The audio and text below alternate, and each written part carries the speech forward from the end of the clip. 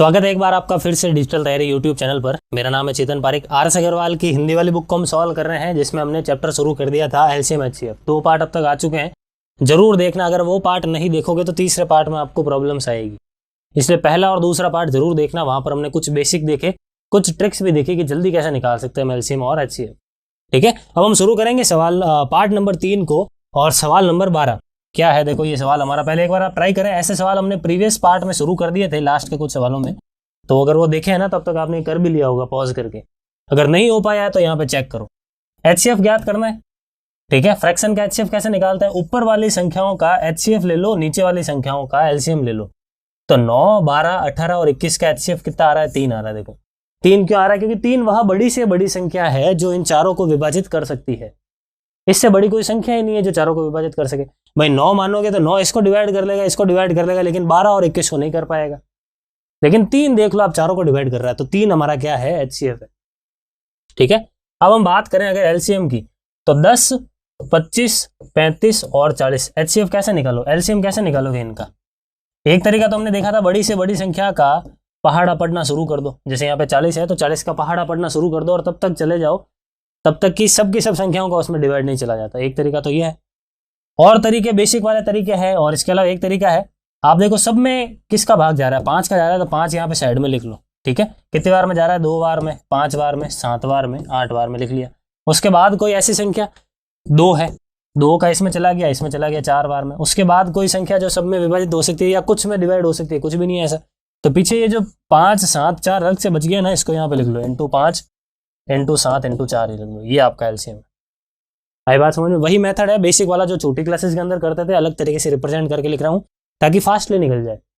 ये हमारा एलसीएम है 5 इंटू 3 इंटू 5 इंटू 7 इंटू 4।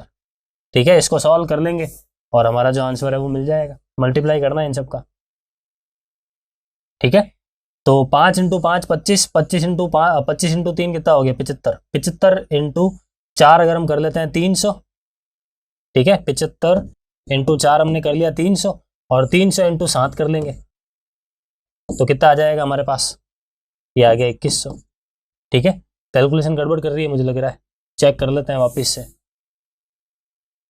ऊपर का एचसीएफ तो हमने निकाल ही दिया था 3। एचसीएफ की एलसीएम की बात करें तो यहाँ पर हमने क्या देखा था, 35 और 40 ये सारे नंबर थे। 5 देखो, 5 का जा रहा है 2 बार में, ये 5 बार में, ये 7 बार में, ये 8 बार में। उसके बाद देखो 2 का जा रहा है, इसमें जा रहा है, इसमें जा रहा है 4 बार में। अब यहाँ पे लिख लो 5 इंटू 7 इंटू 4। देखो 5 इंटू 5 25। ठीक है, यहाँ पर 2 है, मैंने शायद 3 लिख दिया था पिछली बार, है ना। यहाँ पर मैंने 3 लिख दिया था गुणा करते समय, या समझ लिया था 3 उसको। तो ये 25 इंटू 2 हो गया 50। 50 इंटू 4 कितना हो गया, 50 इंटू 4 200, और 200 इंटू 7 कर लो, कितना हो गया 1400। यानी 3/1400 क्या है हमारा correct answer, option B. Clear है, कैलकुलेशन का ध्यान रखना है, बाकी कॉन्सेप्ट वाइज आपको अच्छी तरीके से समझ में आ गया होगा। आगे बढ़ते हैं, हमारे अगले सवाल को देख लेते हैं। नेक्स्ट क्वेश्चन है 13 नंबर। ये कह रहा है कि 3 संख्याएं 1:2:3 के अनुपात में है तथा इनका एचसीएफ 12 है, तो ये संख्याएं क्या है, ये आपको ज्ञात करना है। देखो जब भी आप कुछ संख्याओं का अनुपात निकालते हो ना, जैसे इसने 3 संख्याओं का अनुपात निकाला है, तो वो अनुपात कैसे आता है। मैं अगर आपको 3 संख्याएं दूं और मैं आपको पूछ लूं कि वो तीनों संख्याएं किस अनुपात में, तो आप कैसे निकालोगे। आप देखोगे कि आप काटते जाओगे और तब तक काटते जाओगे कि जब तक लास्ट कटता जा रहा है। मान लो लास्ट की एक संख्या मिली है, वहां से आगे कोई चीजें कट ही नहीं रही है, तो वही आपका अनुपात होता है। तो अगर ये जो आपको अनुपात दिया है ना इसने, 1:2:3, ये मैक्सिमम से मैक्सिमम चीजें काटने के बाद ही आपको दिया है। ये पीछे बच गया, इसलिए वो संख्या का अनुपात बन गया। और जो चीजें कटती है उसको हम क्या कहते हैं, एचसीएफ कहते हैं। भाई सब में कॉमन है तभी तो वो कटा है, वही हमारा क्या होता है, एचसीएफ होता है। ये चीज हमने पहले दूसरे पार्ट में देख ली थी। यानी एचसीएफ से अगर आप इन सबको गुणा करा दोगे ना, तो वो संख्या क्या है वो भी आपको ऑटोमेटिकली मिल जाएगी, क्योंकि वो कट चुका था एचसीएफ, इसलिए वो अनुपात बन गया। तो ये जो मैं बोल रहा हूँ ना, इसको ध्यान से सुनने की और समझने की जरूरत है। मैक्सिमम चीजें मैंने बोल के ही समझा दी इस सवाल में, तो वो चीज थोड़ा समझोगे, फील लेके समझोगे ना, तो ये चीज दिमाग में फिट हो जाएगी। रटने के तरीके तो खूब है, सवाल करने में कुछ नहीं है ये सवाल, लेकिन एक बार एलसीएम एचसीएफ चैप्टर में फील अगर आपको आ गई तो कैसा भी सवाल आ जाए आप कर लोगे। ठीक है, अब यहाँ पर 12 है तो सबको 12 से गुणा करा लो, बस खत्म है। ये 12, ये 24, ये 36, कौन सा है ऐसा, 12, 24, 36, ऑप्शन सी। ठीक है, तो आई होप अच्छी तरीके से आपको सवाल समझ में आ रहा है। बढ़ते हैं आगे, क्या है देखो अगला सवाल ये रहा, एचसीएफ निकालना है। अब ऐसी संख्याओं के HCF निकालने के लिए हमने देख रखे हैं, खूब सारे सवाल कर लिए, तो एक बार ट्राई करें आप पॉज करके, फिर यहाँ पे देखें। एक तरीका तो है लॉन्ग डिवीजन मेथड, लेकिन 4-4 संख्याओं के लिए लॉन्ग डिवीजन लगाना कहीं ना कहीं लंबा पड़ेगा, इसलिए फिर आप क्या करो, ऑप्शन की हेल्प लो, ठीक है, 1 बाय 1 ऑप्शन पकड़ो, और ऑप्शन भी ऐसे पकड़ो सबसे बड़ी संख्या को सबसे पहले लो, जैसे 105, और चेक करो क्या 105 सबको विभाजित कर रहा है क्या। 105 को तो कर रहा है, लेकिन 165 को नहीं कर रहा है, इसलिए इसको छोड़ो, ये हमारा आंसर नहीं है। 75 देखो, 75 का डिवाइड 105 में जा ही नहीं रहा है, तो इसको भी छोड़ दो। फिर आप देखो 45 का डिवाइड 105 में जा ही नहीं रहा है, तो इसको भी छोड़ दो, ये भी आपका आंसर नहीं है, तो फिर यही बचा, यही आंसर होगा। और आप डिवाइड भी करके देख सकते हो, 15 का डिवाइड सब में जा रहा है, आई बात समझ में, सब में जा रहा है, तो ये आपका आंसर है। और सबसे बड़ी संख्या होनी चाहिए जो सबको विभाजित कर सके, वही तो आपका HCF होता है। तो जिसकी डेफिनेशन क्लियर है उसको ये कॉन्सेप्ट क्लियर हो चुका है अब, ठीक है। तो हमारा आंसर क्या है, 15 सबसे शॉर्टेस्ट और सबसे बेस्ट मेथड है। यहाँ पर आप लॉन्ग डिवीजन मेथड भी लगा सकते हो, जो आपको मैंने समझा रखा है पहले दूसरे पार्ट में, ठीक है। तो आपको ट्राई जरूर करना है, इस मेथड से आपने कर लिया, एग्जाम में भी आपको यही मेथड लगाना है, लेकिन एक बार आप लॉन्ग डिवीजन मेथड से इस सवाल का आंसर निकालें और चेक करें कि क्या 15 आ रहा है क्या, आपकी प्रैक्टिस भी हो जाएगी साथ ही साथ लॉन्ग डिवीजन मेथड के लिए। आगे बढ़ते हैं, अगला सवाल है HCF निकालना है, ठीक है, HCF निकालना है। अब इसका HCF क्या होगा, HCF क्या कहता है, HCF हमें यह कहता है कि वह बड़े से बड़ा संख्या जो दोनों को विभाजित कर सके, 0 और 6, इन दोनों को विभाजित कर सके, ऐसी बड़ी से बड़ी संख्या कौन सी है। देखो 0, अगर आपका आंसर 0 है, अगर आपका HCF 0 है, तो देखो डिवाइड करके 0 में 0 का डिवाइड लगाओ तो वो तो अपरिभाषित चीज होती है, वो कोई चीज थोड़ी है। 0 में 0 का डिवाइड कभी लगता है क्या, ये तो अपरिभाषित चीज है, तो ये हमारा आंसर नहीं है। फिर आप देखो 6 का डिवाइड जा रहा है क्या, देखो हालांकि 3 का डिवाइड भी जा रहा है, इसमें भी जा रहा है, इसमें भी जा रहा है। 0 में 3 का डिवाइड कैसे जा रहा है, आप सोच रहे होगे भाई 0 में 3 का डिवाइड नहीं जा रहा, लेकिन शेषफल तो 3 बच रहा है, मतलब एक पॉसिबिलिटी तो है भाई 0/3 लोगोगे आपको 0 मिल गया, कुछ वैलिड चीज तो मिल रही है, लेकिन 0/0 कोई चीज ही नहीं है, अपरिभाषित चीज होती है। लेकिन 3 क्या है कि 6 में भी डिवाइड तो जा रहा है, लेकिन 3 छोटी है। आप हमारा HCF की परिभाषा क्या कहती है कि वह बड़ी से बड़ी संख्या जो गिवन सारे नंबर को डिवाइड कर सके, तो इसलिए हमारा आंसर क्या होगा, 6 होगा। भाई 6 0/6 डिवाइड जा रहा है, 0 हो गया, भले 0 हो गया, लेकिन एक वैलिड संख्या तो मिल रही है, और 6/6 करोगे तो 1 मिल रहा है बिल्कुल, यानी डिवाइड तो पूरा जा रहा है। तो फिर हमारा आंसर क्या होगा, ऑप्शन बी। आई बात समझ में। जल्दबाजी में कई बार यहाँ पर गलतियां करके आ जाते हैं छात्र कि ये 0 और 6 लिखा है तो 0 होता है, तो नॉर्मली 0 होता है सर, 0 × 6 तो 0 होता है, ऐसे करके 0 लगा के आ जाते हैं जल्दबाजी में, लेकिन 0 नहीं करना है। कई बार ऐसा भी होता है, अपरिभाषित कर देते हैं कि 0 के साथ HCF कैसे निकाले, ऐसा नहीं है, निकाल सकते। तो यही आपका आंसर है, क्लियर है। तो जब आप किसी संख्या का 0 के साथ HCF निकालते हो ना, तो वो बड़ी वाली संख्या ही आपका HCF होता है। 0 और 9 की बात करूँ तो 9 आपका HCF है, 0 और 12 की बात करूँ तो 12 आपका HCF है, 0 और 6 की बात कर रहे हो ना तो 6 आपका HCF। क्लियर है। तो ये मेथड आपका क्लियर हो जाना चाहिए, सवाल क्लियर हो जाना चाहिए। मेथड तो क्या है, इसमें लॉजिक है छोटा सा। आगे बढ़ते हैं। 16 नंबर सवाल है, क्या कह रहा है, दो संख्याएं 5:6 के अनुपात में है, यदि इनका महत्तम समापवर्तय 4 है तो लघुत्तम समापवर्तय क्या होगा, ये आपको ज्ञात करना है। सबसे पहले तो ये देखो कि अनुपात क्या है, 5:6 है। अभी हमने एक सवाल किया था, मैंने आपको बताया था अनुपात कब मिलता है, जब HCF पूरा का पूरा कट जाता है तो आपको अनुपात मिलता है। तो HCF तो आपको दे रखा है ना 4, आप 4 से वापस गुणा कर लो और वो संख्याएं क्या है वो पता कर लो। भाई 5 × 4 कितना हो गया 20, 6 × 4 कितना हो गया 24, कितना हो गया 24। तो 20 और 24 ये है आपकी एक्चुअल संख्या। अब 20 और 24 का एलसीएम नहीं निकाल सकते क्या, बिल्कुल निकाल सकते हो, 120 आंसर है इसका, टिक लगा लो फटाफट से। सिंपल सी चीज है, बड़ी संख्या है, बड़ी संख्या का पहाड़ा पढ़ते जाओ। 24 एकम 24, क्या दोनों संख्या को डिवाइड जा रहा है, नहीं जा रहा है। 24 दूना कितना हो गया 48, क्या 48 में जा रहा है क्या, नहीं जा रहा है। इस तरीके से आगे बढ़ते जाओ, 72 में जा रहा है क्या, नहीं जा रहा है। 96 में जा रहा है क्या, नहीं जा रहा है। 20 का नहीं जा रहा, देख लो। लेकिन आगे 120 में जा रहा है, इसका भी जा रहा है, इसका भी जा रहा है, तो 120 आपका करेक्ट आंसर है। क्लियर है। आगे बढ़ते हैं। इसमें आपको क्या करना है, लघुत्तम समापवर्तय ज्ञात करना है। ठीक है, क्या है संख्या 8, 9, 12, 15, 20, 25। कैसे करेंगे, संख्याएं काटते हुए चलो। अब यहाँ पे ऐसा नहीं देखना है कि वो संख्या पकड़ो जो सबको विभाजित कर सकती है, आप यहाँ पर एलसीएम निकाल रहे हो, तो जितने में कट रही है उतना ही ठीक है। जैसे मैं 5 लिख देता हूँ साइड में, और देख लो 5 किस किस में कट रहा है। जैसे ये 5 से ये काट रहा हूँ, देखो 3 बार में, ये कट गया 4 बार में, ये कट गया 5 बार में, बाकी इनमें तो 5 का जा ही नहीं रहा, छोड़ दो कोई बात नहीं।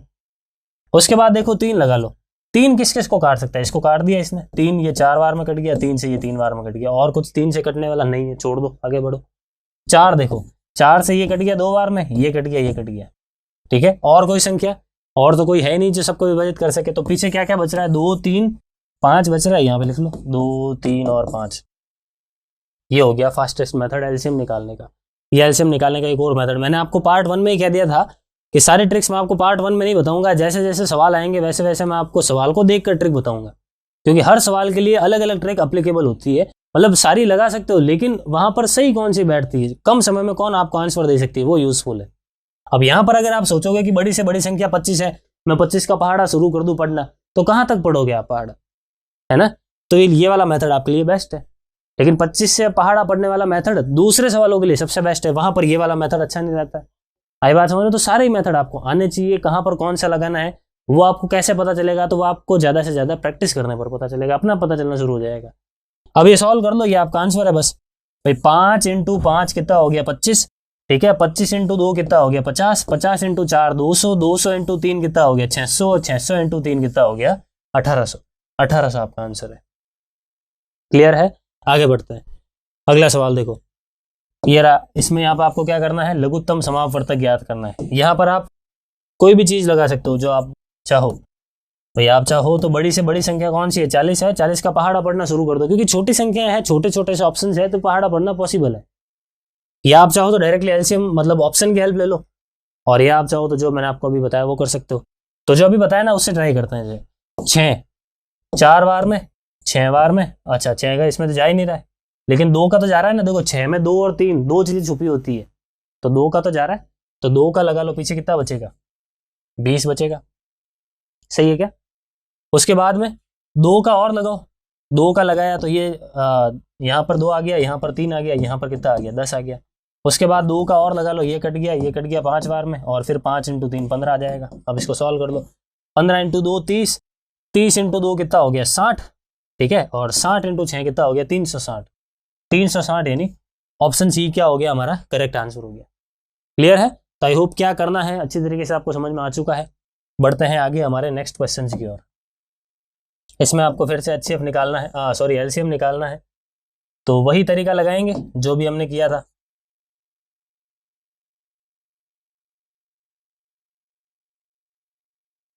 ठीक है, सबसे पहले आप लगाओ 2, 11 बार में, 27 बार में, 54 बार में, ये 99 बार में, सही है।